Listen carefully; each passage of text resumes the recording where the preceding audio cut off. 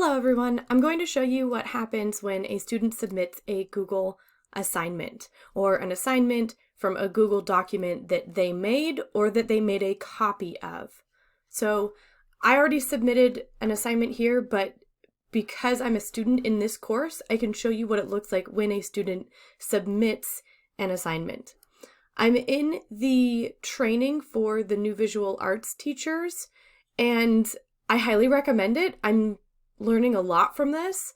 So even if you're an existing teacher, I think this is still a really good training because it's making you go through a real Canvas course. So I'm going to hit the big blue submit button up here and then scroll down, and where it says Google Drive, that's where I'm going to find that Google Doc that I used for this assignment. So I'm going to, yes, that's the correct school CCSD account. I'm going to look for my file. And the nice thing is, if it was something that I was recently working on, it's going to show up in recent. And so for students, it should be the most recent thing they've worked on. If not, they can go to My Drive and go through their folders and find it, or they can simply search for the assignment. I like to put my name and then dash and then say what it is. So it's actually this assignment right here. I'm just going to show you what happens. I'm going to resubmit it. So add, attach file. Clicking attach will temporarily change the share settings of your file and allow your LMS, Learning Management System, in other words, Canvas, to access it. During this time, anyone with a link to your file can view it.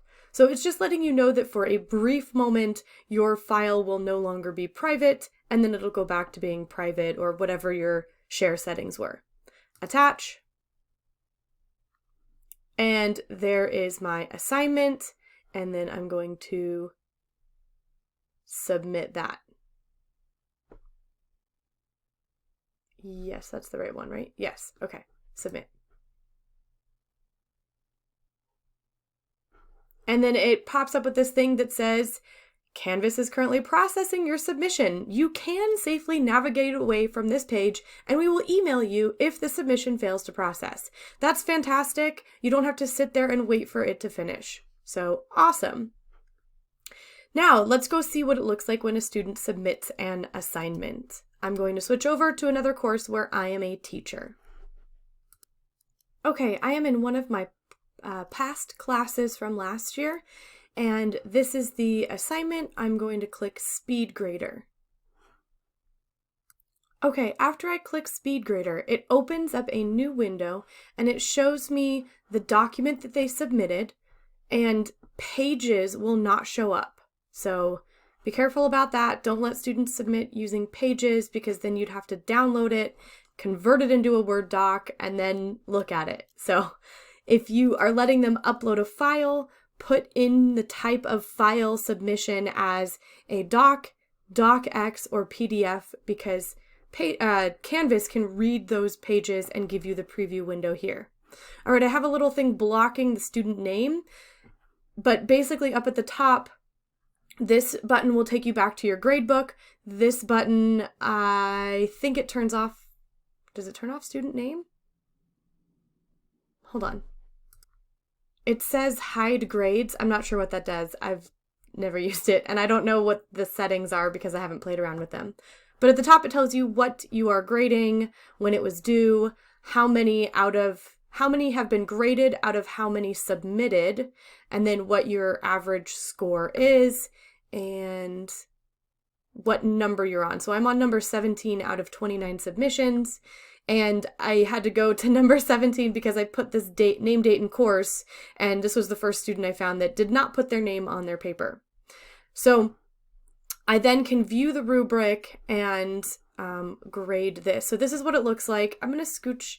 Well, so up here we'll have the student name, and then it has arrows left and right so that you can go directly to the next student. But of course, I'm blocking out the student name, so yes, so you can't see it.